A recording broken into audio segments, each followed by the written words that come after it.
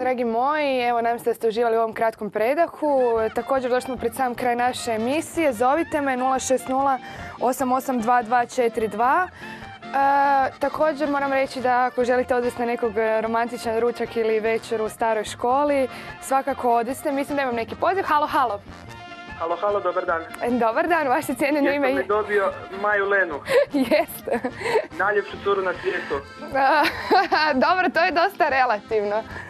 Alen je pri telefonu. Ovako, htio bi pozdraviti tebe. Dobro. Puno mi je drago što si mi pomogla, koliko si mi pomogla.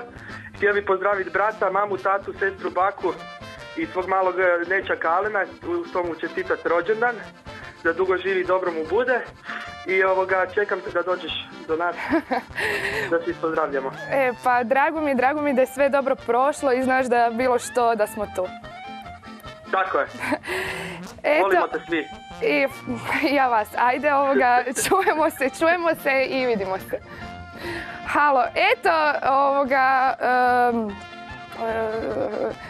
oprosti, malo sam ostala bez teksta, zovite me i dalje 060 882242. A mi idemo ispuniti želju prija, to je kada dođe mjesec mlad.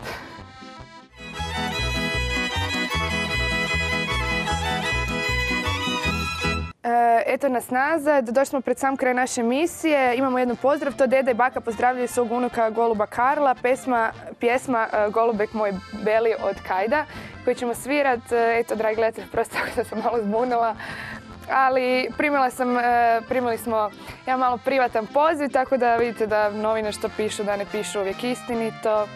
Tako da znate.